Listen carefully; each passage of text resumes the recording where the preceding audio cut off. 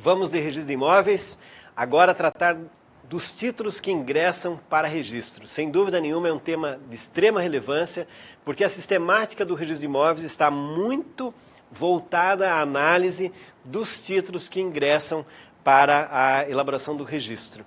O sistema registral, ele contempla, na nossa sistemática, essa conjunção entre o título e o ato de registro como forma de aquisição do direito de propriedade. Então, essa combinação é o que vai gerar a aquisição do direito como módulo tradicional. Evidente que, além do direito sucessório, da uso capião, da questão que eu falava também da comunicação entre cônjuges em razão do regime de bens, mas essa combinação, título e ato de registro, é que vai gerar a aquisição do direito de propriedade. Então, por isso, a importância do título como elemento de toda essa cadeia que envolve o sistema registral brasileiro.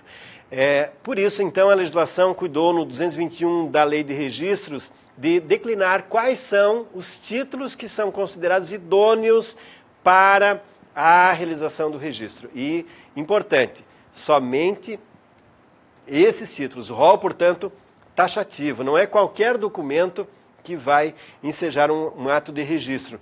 Nós precisamos respeitar esse modelo da legislação no que diz respeito à tipicidade. Claro que em alguns casos, eu até já referi aqui, como acontece na usucapião extrajudicial, a rigor, embora alguns doutrinadores refiram que nós vamos registrar o documento que deflagra o procedimento, ou seja, o requerimento, a petição inicial do advogado é que vai ser registrada.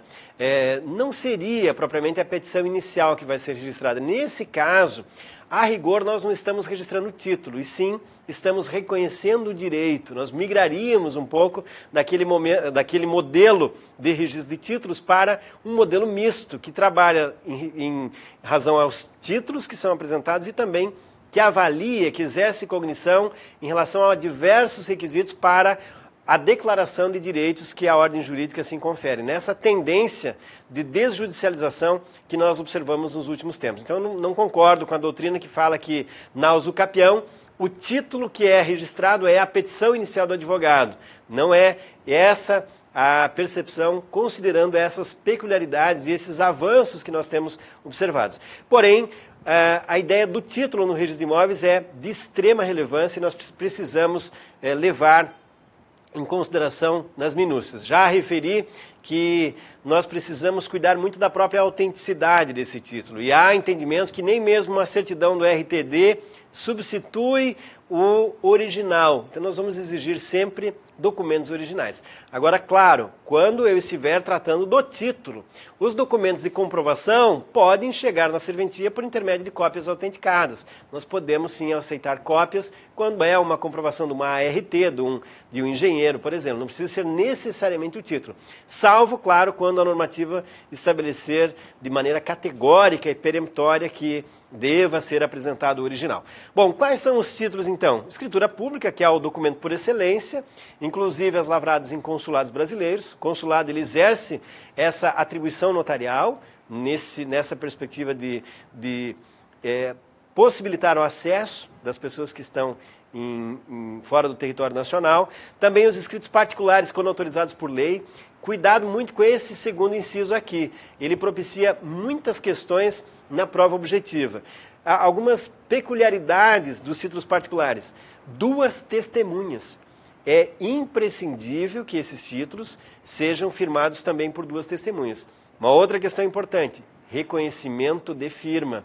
E aí vem a exceção. A regra é o reconhecimento de firma. E aí vem a exceção. Quando se tratar de atos praticados por entidades vinculadas ao sistema financeiro de habitação, então fica dispensado o reconhecimento de firma. Então, sempre lembrando, instrumento particular é título equiparado à escritura pública por força de lei, principalmente no âmbito do sistema financeiro de habitação e imobiliário, e esses títulos particulares vão exigir, para a sua eficácia, 2 testemunhas, firma reconhecida, reconhecimento de firma, salvo quando se tratar de SFH, ok? Então não esqueçam dessas exceções aí com relação ao inciso 2. O 3 vai falar de atos autênticos de países estrangeiros, aí com força de instrumento público, desde que legalizados e traduzidos na forma da lei e com registro em RTD. Também a sentença, quando for proferida por tribunal estrangeiro, após a homologação do STJ, não é mais Supremo, é STJ. Ok? Esses seriam alguns títulos. Na sequência, o próprio artigo 221 da Lei 6.015 traz uma série de outros documentos também, e a consolidação normativa também vai até o inciso 7º aqui, tratando dos demais documentos. Cartas de sentença, formais de partilha, certidões e mandados extraídos de autos de processo judicial. Observar que atualmente a maioria dos juízes já assina com certificado digital. Então, esses atos, a autenticidade desses atos é de fácil conferência. Documentos públicos previstos em lei, emanados de autoridades da administração pública, contratos e termos administrativos assinados com a União, estados, municípios, no âmbito de programas de regularização fundiária. E aí também, nesses casos, no âmbito de regularização fundiária, fica dispensado o reconhecimento de firma. Ok? Então, dê uma olhada com atenção no que diz respeito aos títulos que ingressam no cotidiano da atividade registral imobiliária. Entre escrituras públicas e escritos particulares, a estatística evidencia que o grau de devolução por falta de cumprimento de exigências é muito superior nos títulos particulares, nos instrumentos particulares. As escrituras, graças à competência dos nossos notários, têm um grau de devolução muito pequena. Então, muito cuidado na qualificação dos instrumentos particulares.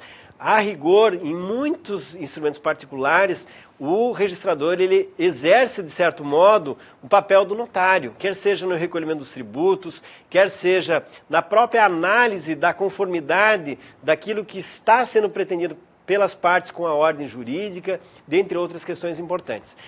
Uma questão interessante que eu gostaria de colocar a vocês e que chega no registro de imóveis com muita frequência. O juiz, ele pode também, no âmbito da sua jurisdição, especialmente no campo de acordos, nessa jurisdição consensual que é tão importante na atualidade, celebrar as mais diversas avanças, mesmo sem observar na prática o recolhimento de tributos. E aí eu me refiro, por exemplo, a um acordo entre cônjuges que estão divorciando, por intermédio do qual ambos concordam que o único bem seja de imediato transferido para um filho. Essa semana eu recebi um título no qual foi homologado um acordo num processo de uso capião, em que o herdeiro concordou em transferir desde logo, o único herdeiro concordou em transferir o bem desde logo, metade do bem, para o posseiro, para o ocupante daquele imóvel. Foi homologado o acordo nesses termos. A questão que se coloca é, quando nós temos uma deliberação judicial, quer seja na via do consenso, homologação de acordo, ou da decisão adjudicada, sentença judicial, determinando transferência de bens. Essa operacionalização vai exigir a intermediação de uma escritura, ou eu posso desde logo qualificar aquele título judicial como documento idôneo para operar a transmissão da propriedade. Essa temática ela foi discutida amplamente na doutrina registral e também notarial e chegou no STJ já há algum tempo atrás, e hoje nós temos um precedente importante do STJ dizendo que, como essa vontade das partes que entabulam a relação negocial é uma vontade refletida, externada na presença de um juiz e homologada judicialmente, não há necessidade de uma interposição de uma escritura. Então, aquela decisão homologatória de um acordo, num divórcio, por intermédio do qual os pais, desde logo, acordam transmitir a propriedade do bem para um filho, ou enfim, ela serve como título idôneo para fins de ingresso no RI.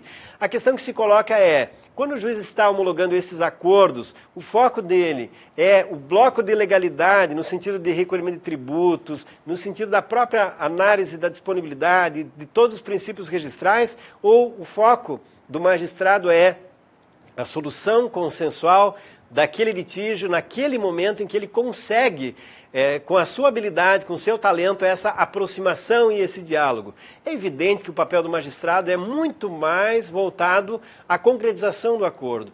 Cabe ao registrador ajudar, colaborar com a realização da justiça numa perspectiva macro, levando em consideração esses outros âmbitos. Então, na qualificação desse título judicial, é evidente que o registrador vai sim exigir o recolhimento dos tributos que incidem naquela operação, vai exigir uma descrição, às vezes, mais precisa do imóvel, vai exigir uma prévia retificação, para que possa cumprir o seu mistério, cumprir a sua missão de forma cuidadosa, sem deixar de considerar aquele título judicial.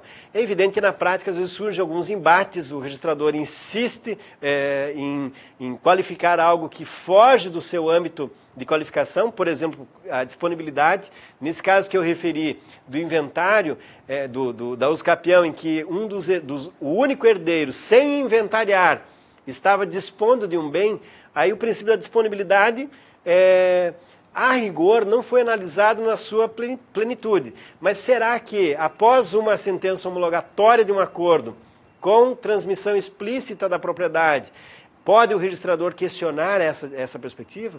Então é uma questão interessante. Aquilo que está no âmbito da decisão, que está acobertado pela coisa julgada, ainda que formal, escapa a essa análise mais formal do registrador, ainda que ele possa avaliar, sindicar, perscrutar outros âmbitos como esses relacionados à tributação e a outras exigências da legislação.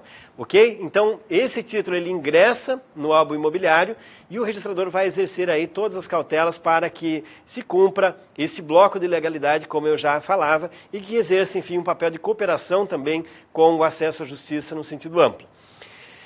Bom, aqui também alguma cautela especial com relação aos requisitos desses títulos. Nós já referimos no início, no primeiro módulo, a questão do 225 da lei, que é o princípio da especialidade objetiva, que vai exigir dos notários, registradores e juízes a descrição precisa dos bens. Aqui nós temos nessa parte do Código a previsão da consolidação normativa do Rio Grande do Sul, a previsão específica relacionada à identificação do imóvel. Como que o imóvel deve ser minimamente descrito? Então, se for imóvel rural, deve aparecer o código do imóvel, os dados constantes do CCIR, da denominação e das suas características conforme localização e área. Observem também que em alguns casos já vai ser necessária a exigência do georreferenciamento. Se for urbano, as suas características e confrontações, localização, área, logradouro, número da sua designação cadastral, se houver. Aqui muito importante, gente, a designação cadastral. Nós precisamos integrar os sistemas registral e o sistema cadastral das municipalidades. Quanto maior for essa integração, melhor para o próprio desenvolvimento de políticas públicas, de arrecadação tributária. Precisamos estar conectados. Então, o ideal é que as prefeituras exijam sempre que se mencione o número da transcrição ou da matrícula do imóvel, nas certidões, nos atos administrativos. Da mesma forma, é fundamental que os registradores cumpram esse preceito e sempre quando houver o cadastro imobiliário, mencionem ou averbem essa informação nas matrículas dos imóveis. Então, o ideal é quando você abre uma matrícula numa incorporação, enfim, já na própria abertura da matrícula, já inclua a informação sobre designação cadastral. Claro que em alguns casos nós não temos ainda esse número, o imóvel não foi cadastrado. Isso, evidente, não impede a circulação imobiliária. É possível fazer o registro sem a designação, mas quando há a designação cadastral, ela deve ser mencionada. A consolidação aqui no Rio Grande do Sul menciona que é irregular o título cuja descrição não coincida com a constante no registro anterior. Então, se o título aparece com uma descrição diferente daquela que está no registro de imóveis, a primeira providência é fazer a retificação, ou do título ou da própria descrição. Então, primeiro, o registrador vai exigir que se promova a retificação daquele imóvel para que a descrição seja precisa e aí, num segundo momento, ele vai, então, acolher aquele título para registro. Então, não é possível essa dissonância entre o que está no registro e o que consta no título. Há necessidade de uma simetria especular, uma coincidência plena entre o que está no título e o que está no registro, ok? Deve-se priorizar sempre como confrontantes os prédios e não os proprietários. Essa sábia previsão normativa, ela busca o quê? trazer mais perenidade aos atos de registro. Por quê? Porque as pessoas, elas, até mesmo em razão da finitura da vida, elas mudam constantemente. Já os prédios, eles tendem a ser perenizados. Então, sempre mencionar número de matrícula, de transcrição e não o nome das pessoas apenas. Todavia, é claro que se eu menciono a matrícula e a transcrição e ainda o nome do confrontante, isso não prejudica aquela descrição do imóvel. Uma outra observação diz respeito aos mandados. Os mandados de registro encaminhados pelo correio ou por oficial de justiça, logo após serem recebidos, deverão ser prenotados, incorrendo o fato impeditivo do registro e não tendo sido remetido o valor dos emolumentos devidos, não ser no caso, lógico, de dispensa ou isenção, gratuidades, deverá então ser comunicado ao magistrado que expediu o mandado que a complementação do registro será efetivada mediante o pagamento dos emolumentos correspondentes, cujo valor deverá desde logo ser indicado. Não sendo procedido ao pagamento dos emolumentos, no prazo, a prenotação será cancelada. Então essa é uma questão bem importante. O fato de ter sido enviado o título por intermédio do Poder Judiciário, de ter origem o título, um ato judicial, não significa que o oficial não vai exigir os emolumentos. Emolumento, só lembrando, é taxa. Não pode o oficial dispor ou reduzir injustificadamente o valor dos emolumentos. Até porque não é só emolumentos. Em muitos estados nós temos participações, repasses. No Rio Grande do Sul temos a questão do selo, que também é exigida e deve ser cuidadosamente paga e, evidentemente, recolhida e fiscalizada pelo oficial. Então, lembrem dessa previsão aqui. A hipótese, evidente, não é de suscitação de dúvida. Então, na prática, o que o oficial vai fazer? Ele vai estar à parte para que recolha os emolumentos ou comprove o deferimento do benefício da gratuidade.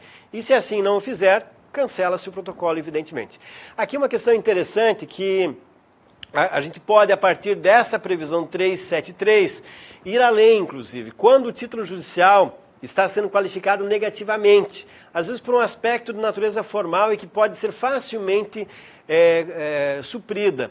Ao invés de o oficial suscitar dúvida no sentido técnico, encaminhando aquele expediente para o juiz diretor ou aqui na capital para a vara de registros, ele pode inicialmente submeter aquele tema para que o juiz prolator da decisão reavalie, eventualmente integre o título, complemente e viabilize assim o registro da forma correta e em respeito a toda a sistemática da legislação registral. Então essa é uma providência operacional que surte muito efeito na prática e evita até esse constrangimento do juiz diretor ou do juiz da vara de registros ter que fazer uma sindicabilidade acerca de um título judicial. Claro que essa sindicabilidade seria muito na perspectiva registral e jamais invadindo aquele conteúdo intrínseco da decisão que é intangível até em função da coisa julgada. Mas é uma providência que na prática se mostra muito mais oportuna e o 373 ele serve como um elemento aí subsidiário para essa postura do registrador. Ao invés daquela atuação mais beligerante, de suscitar dúvidas o tempo inteiro, enfim, ele relata com clareza o que inviabiliza o registro naquele momento e submete novamente ao juiz prolator da decisão o tema para que ele reaprecie, insista no registro ou então solicite, determine que a parte complemente aquela deficiência que foi constatada. Documentos particulares, então, quando forem títulos registráveis, sempre deve ser original e documento público pode ser cópia autenticada ou certidão. Diferença entre título e documento de comprovação nós já falamos. Bom, um outro tema muito importante no registro de imóveis é o tema da qualificação registral. O registrador, que é um profissional do direito, com formação ampla, ele precisa analisar se aquele título, se aquele registro pretendido, se aquela declaração do direito na uso capião merece ser acolhida. E essa análise é feita a partir desse cotejo, do que consta, do que se pretende com a ordem jurídica como um todo. Então a qualificação registral nada mais é do que essa avaliação da compatibilidade entre o ato pretendido e o respectivo regime jurídico, inclusive considerando todos esses campos tributários, enfim, que também devem ser objeto de análise. Então, no RI, como regra geral, a qualificação é ampla. Eu, às vezes, até faço uma analogia nas aulas entre Lá no processo penal, o rigor probatório, e hoje é um dia que se debate muito a intensidade e a completude da prova para algumas medidas de maior intensidade no campo penal. E aqui também é interessante fazer essa analogia entre o grau de prova que se exige para providências no processo penal, uma busca e apreensão, uma prisão temporária, uma prisão preventiva e uma sentença de condenação. E fazer uma análise da amplitude da cognição que se exerce nas mais diversas especialidades registrais. Nós vamos ter, por exemplo, o tabelionato de protesto, cuja qualificação está muito relacionada a aspectos formais, não se permite que se pronuncie prescrição e decadência, dentre outras questões. No RTD, nós vamos ter a qualificação mais singela de todas. A qualificação ela é mínima, não se avança muito no campo da legalidade, da validade dos atos. A qualificação é rasa, ela digamos assim, apenas e exclusivamente no aspecto formal. No registro de pessoas jurídicas, nós já vamos ter uma qualificação um pouco mais abrangente. Então, se fosse escalonar a intensidade da qualificação, nós teríamos o RTD, depois o protesto, depois pessoa jurídica e registro de imóveis aí rivalizando. E claro, o registro civil também tem uma qualificação que é uma qualificação minuciosa e ampla em vários aspectos. Mas aqui daria para destacar o registro de títulos e documentos, o protesto e os demais âmbitos registrais, registro civil, PJ e registro de imóveis. Para dizer que o registro de imóveis exerce uma qualificação ampla. Por quê? Porque o que nós produzimos vai marcar a vida e as relações das pessoas por séculos, muitas vezes. Nós vamos perenizar algo que vai significar a paz e a tranquilidade daquela pessoa e daquela família. E que se a gente não observar cuidadosamente o sistema registral, o seu conjunto principiológico, nós podemos, às vezes por essa precipitação, legar para aquela pessoa um incômodo, uma sequência de incomodações que ela vai ter por muito tempo para conseguir corrigir aquele registro ou aquela averbação que foi feita sem cautelas. Então, quando se qualifica cuidadosamente um título, se está, na verdade, preservando os interesses e a própria missão da atividade registral. Portanto, a qualificação, esse juízo prudencial, essa expressão é também do nosso desembargador DIP. Ele fala que esse juízo prudencial, que é exercido por um profissional do direito, então vai significar, na prática, a análise da compatibilidade do que se pretende com o que é almejado em termos de registro, com o respectivo regime jurídico. Aqui uma questão que se coloca é se o registrador tem plena independência no seu mistério de qualificar os títulos.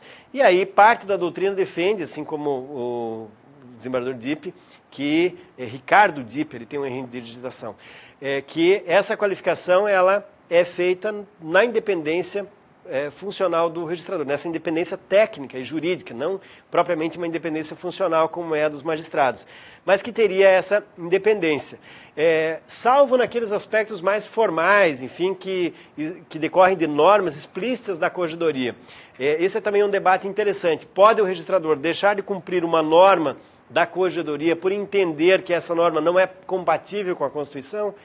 Esse é um debate muito amplo e interessante, e nos cursos da Infam, que são ministrados para magistrados, esse debate surge com muita frequência, e por incrível que pareça, a maioria dos entendimentos dos magistrados é no sentido de que é possível essa análise do registrador, dando predominância ao que está na legislação federal, na própria Constituição, em detrimento à consolidação normativa. Todavia, com todo respeito, me parece que exige-se dos registradores uma postura mais conservadora no que diz respeito ao cumprimento daquilo que está explícito nas normas. Caso tenhamos alguma norma, e isso acontece, é muito comum, defasada em termos de adequação legislativa, histórica, enfim, é evidente que isso pode ser levado para a corregedoria, por intermédio de associações, enfim, para aperfeiçoamento. Mas não se pode descumprir de maneira direta uma norma da corregedoria apenas a partir de uma interpretação principiológica da Constituição. Claro que se vem uma lei federal dispondo em contrário, ou uma resolução, ou uma uma norma do Conselho Nacional de Justiça, é evidente que aquilo vincula de imediato e substitui. Mas o que eu quero dizer é que a consolidação normativa ela é de extrema importância e precisa ser conhecida e criteriosamente aplicada pelos registradores. Não se pode negligenciar as consolidações. Dito de forma mais direta, a consolidação antes da Constituição, consolidação, lei de registros e Constituição. Quase isso. Mas é muito importante que se observe atentamente aquilo que está na consolidação. Vejam só que situação interessante. É do Paraná uma decisão que aplicou multa por qualificação equivocada. Eu compartilhei com vocês aqui o teor da decisão apenas para trazer esse debate da amplitude, da autonomia do registrador ou do tabelião no que diz respeito à qualificação. Aqui foi aplicado 20 dias multas a uma tabeliã que deu uma qualificação, fez uma adequação diferenciada aqui do que entendeu o corregedor. Claro que é uma decisão polêmica. Outro tema interessante e importante, qualificação dos títulos judiciais. Já falamos aqui que ao registrador não cabe avançar no aspecto intangível daquilo que está acobertado pela coisa julgada, o que é objeto específico de jurisdição. Todavia, os aspectos formais não escapam da qualificação criteriosa e atenta. O professor Luiz Guilherme Loureiro, registrador, também vai explicar que o fato de se tratar de título judicial não significa que o registro deverá forçosamente ser feito. Cabe ao registrador, como profissional do direito independente, verificar se o título preenche os requisitos formais previstos em lei. E este exame, então, é denominado qualificação registral. Porém, limita seus aspectos extrínsecos do título, tais como presença da assinatura, data de trânsito julgado e outros requisitos legais que ainda serão analisados. Naturalmente, aqui não cabe entrar no mérito. Vejam que, em São Paulo, nós temos uma decisão histórica do Conselho Superior da Magistratura, do Conselho da Magistratura, que dava à qualificação registral uma amplitude muito expressiva, incluindo, a partir da doutrina espanhola, inclusive a possibilidade de controle da competência absoluta, que o registrador poderia analisar, inclusive, a competência do órgão julgador.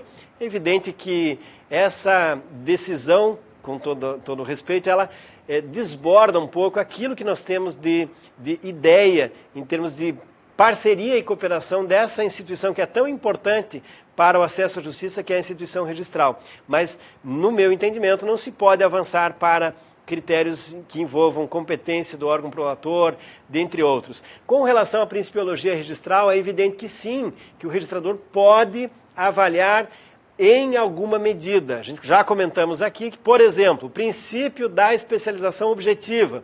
O registrador vai exigir que no mandado conste claramente a descrição do imóvel. Todavia, o princípio da continuidade, especialmente quando se reconhece ineficácias de alienação, enfim, por mais que a decisão tenha violado o contraditório, não se tenha ouvido o legítimo proprietário, se vem uma ordem judicial, uma decisão judicial transitada em julgado, determinando que se registre determinado imóvel em nome de outra pessoa, porque reconheceu uma ineficácia, uma invalidade, descabe ao registrador avaliar essa questão. Agora, claro que questões formais. Eu recebi há 2 semanas atrás uma determinação para registro no qual não constava o antigo titular no título. E aí esse documento foi devolvido. E isso consta claramente nas normas de serviço da Corregedoria como uma exigência do mandado. Então, evidente que a qualificação ela deve acontecer, mas sempre com essa cautela para que não se invada aquilo que é específico e estrito do âmbito da cognição jurisdicional. A relação, como dito, é de parceria e cooperação, para que juntos, juiz e registrador, consigam cumprir adequadamente a ordem jurídica como um todo. Com o conhecimento do direito registral, notarial e registral, pela ampla maioria dos juízes, nós vamos conseguir mais sintonia, porque hoje muitas vezes o que acontece é que em alguns casos as pessoas elas aparentemente fogem do âmbito extrajudicial para não se submeter a algumas exigências que lá na jurisdição acabam, digamos assim, sendo relevadas. Por exemplo, num inventário extrajudicial, o recolhimento dos tributos, o desenho do ato, a separação do que é ameação, do que é legítima, a questão das sessões é muito cuidadosamente delineada e os tributos são exigidos de forma muito cuidadosa. Em alguns acordos judiciais, a gente observa que isso não aparece de forma muito clara. As transmissões não seguem esse encadeamento lógico. E aí é muito mais atrativo para as partes pleitear na jurisdição, via acordos, enfim, a resolução daqueles casos um pouco mais complexos. E essa aproximação, sem dúvida nenhuma, melhoraria a nossa atuação conjunta em prol de uma justiça no sentido global, tributária, enfim, mais adequada. Ok? Uma outra questão importante também prevista na consolidação diz respeito às pessoas que participam das relações negociais e que transitam juridicamente pelo registro de imóveis. Com relação a pessoas físicas, então, cuidado na correta qualificação. O artigo 384 vai tratar da qualificação das pessoas físicas e o 385 da pessoa jurídica. Uma atenção muito especial no caso envolvendo firma individual. Isso pode ser objeto de questionamento direto ou indireto, especialmente na segunda fase. Muitas vezes, o empresário ele adquire um determinado bem imóvel para a atividade empresarial e consta, inclusive, nas matrículas, qualificado com o CNPJ, porque exerce tem lá uma firma individual e exerce atividade empresarial. Todavia, essa forma de qualificação é absolutamente equivocada. Firma individual não é pessoa jurídica, ainda que seja equiparada para alguns efeitos, especialmente tributários, à pessoa jurídica. Então, para fins registrais, sempre deve constar o CPF. Agora eu pergunto, há alguma falha na técnica do registrador que inclui no primeiro momento o CPF e também menciona o CNPJ naquele assento registral? A resposta é negativa. É um dado que se adiciona àquela qualificação que não prejudica em nada o ato registral. Mas sempre é importante destacar que a qualificação deve envolver o CPF e não o CNPJ. Aqui também uma observação importante com relação à pessoa estrangeira. A pessoa estrangeira é obrigada a fazer um cadastro junto às autoridades nacionais. Ela precisa fazer o seu CNPJ. Então não é possível que a pessoa jurídica estrangeira opere, transite, circule economicamente em bens imóveis sem ter o CNPJ. Isso está bem explícito nas normas da consolidação da corregedoria e nas instruções normativas da Receita Federal. Portanto, o fato de ser estrangeira não exime a pessoa jurídica de ter o seu CNPJ. Dados de qualificação, então, podem ser complementados com a apresentação de documentos oficiais, sem dúvida nenhuma, e isso vai melhorar a especialidade objetiva. Muita atenção, portanto, na qualificação das pessoas que operam, que circulam, transitam no registro de imóveis. A previsão do estrangeiro está no 384, parágrafo 2º da consolidação normativa. Porque na prática é também muito relevante ter o CNPJ, até para que se viabilize a elaboração da declaração de operações imobiliárias. Então eu só consigo fazer a DOI se eu tenho o CNPJ daquela pessoa.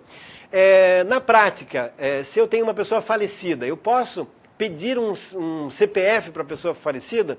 Pode, é possível solicitar que se cadastre apenas para aqueles fins específicos do inventário, enfim, o CPF de uma pessoa falecida. Então, algumas questões do cotidiano da atividade registral também devem ser consideradas para que a gente possa respeitar as normas e as obrigações que estão afetas à nossa atividade. Bom, um outro tema importante que também aparece muito em concurso diz respeito às notificações no registro de imóveis. Claro que notificação é um tema por excelência de títulos e documentos. Lá, vocês vão ter que estudar com muita atenção essa temática, inclusive entendimentos da jurisprudência, reflexos do novo CPC, se é cabível notificação por hora certa ou não é cabível. Aqui no RI a situação é mais singela, mas também nós temos alguns debates interessantes envolvendo a aplicação subsidiária do CPC, enfim, até na própria contagem de prazos, se aplicaria ou não a contagem, por exemplo, quando eu faço lá uma notificação na alienação fiduciária. qual seria o critério mais adequado para a contagem de prazo. Então, o que nós temos aqui no registro de imóveis? Como regra geral, as notificações elas podem ser feitas por AR, pelo correio com AR, pelo registro de títulos e documentos. Essa é a modalidade que eu tenho dado sempre preferência. Primeiro, para prestigiar a atividade do colega da serventia de títulos e documentos. E segundo, pela própria credibilidade que se empresta a esse ato, que é extremamente importante, especialmente em procedimentos como aqueles que podem culminar com a perda do direito fundamental de habitação, como é o caso envolvendo alienação fiduciária de bens imóveis. E também, claro, diretamente pelo RI. Caso o registro de imóveis tenha estrutura e condições para a realização dessas notificações, é possível fazer diretamente pelo RI. Em alguns casos muito episódicos, isso pode acontecer inclusive no balcão da serventia ou na própria serventia, com todas as cautelas. Mas, como eu disse, o ideal é prestigiar o registro de títulos e documentos. As mais comuns no registro de imóveis. Então, nós temos notificação de confrontantes na retificação, do antigo proprietário e titular de direitos reais sobre imóvel no usucapião extrajudicial, do devedor fiduciante na alienação fiduciária. No loteamento temos notificação do loteador para entrega do contrato, cessão do adquirente, se anuência e na hipótese de recusa de receber prestações. Essas vão sendo consignadas em conta aberta especificamente lá no registro de imóveis, como estabelece a legislação. No loteamento, notificação do adquirente em mora ou para retomar o pagamento das prestações após o registro do loteamento. Então, bem sinteticamente, essas seriam as notificações no registro de imóveis. Não esqueçam do concurso, que como regra pode ser feito por AR, pelo RTD ou pelo próprio registrador, ok? Atribuições do RI. Esse é um tema de extrema relevância que eu sugiro que vocês leiam com muita atenção os artigos da Lei 6.015, mas especialmente os artigos 387, que trata dos registros, e o 423, que trata das averbações. Por que devem focar na consolidação? Porque a consolidação ela vai contemplar alguns atos que são específicos, não que só são praticados aqui no Rio Grande do Sul, mas que a Corregedoria, na época da edição do Código, entendeu como relevantes. São atos que estão, portanto, declinados de maneira específica na consolidação. Então, claro, essas atribuições estão na Lei 6.015, aliás, a primeira parte que trata do capítulo do registro de imóveis vai falar das atribuições, mas estão de forma muito mais detalhadas ainda, não muito mais detalhadas, mas com maior detalhamento na consolidação. Então leiam com muita atenção diversas vezes. Sabe aqueles 15 minutos que remanescem entre a chegada no trabalho, ou chegou um pouco mais cedo, antes de ir para a academia, ou saindo da academia? E façam a impressão desses artigos. Como que o concurso explora muito o conhecimento do candidato, trocando aquilo que é ato de averbação por ato de registro. Tem alguns atos que é evidente que é ato de registro e não há dúvida, como também alguns de averbação. Mas nós vamos ter alguns atos que a gente fica realmente em dúvida. Aliás, temos alguns atos que a própria doutrina ainda diverge se é ato de registro ou ato de averbação, ou que por longo período histórico divergiu até que as leis foram aperfeiçoadas e acabaram com a discussão. E aí eu cito como exemplo a situação da penhora em termos históricos. Hoje não há discussão, mas essa temática já foi objeto de longos debates na doutrina. Então qual é a sugestão? Leiam, leiam e leiam. Tanto o 387 como o artigo 423. Sempre lembrando que os atos de registro são taxativos, são aqueles previstos na legislação, claro, como regra amplamente geral. Falei para vocês do caso lá de Santa Maria, da hipótese de arrecadação de bens pelo poder público. E esse caso, eu tenho muita convicção que é ato de registro em sentido estrito, mas é um ato que não está contemplado explicitamente na nossa legislação, que decorre de uma interpretação sistemática. Mas no concurso, registro, atos taxativos, rol taxativo. A averbação, rol meramente exemplificativo. Nós podemos fazer diversas averbações, muitas das quais apenas para atender o interesse legítimo, que seja legítimo, do interessado. Não há um rol taxativo. Por exemplo, nós temos uma hipótese bem interessante, que foge do tradicional e que não é tratado na doutrina, de averbação da avaliação do imóvel feito no RI. Tá, mas RI faz avaliação de imóvel? Sim. Nós temos a previsão específica na Lei de Arrolamento Fiscal, artigo 64 da Lei 9.532 de 97, que fala, inclusive, registro, mas é uma falha técnica, a rigor é a averbação. Como que se procede na prática? Para fins de arrolamento fiscal, a autoridade depende de uma oficialização quanto à dimensão econômica desse bem.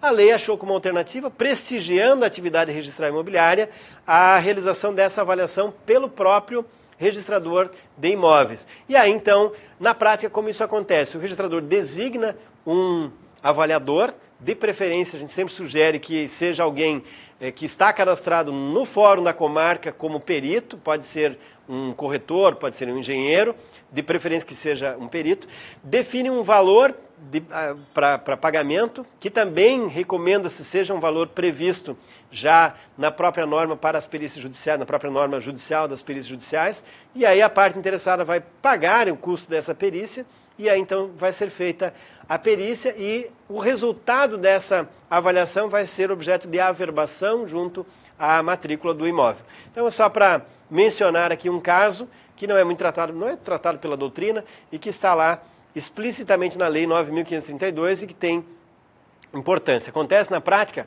Acontece. É raro, mas acontece.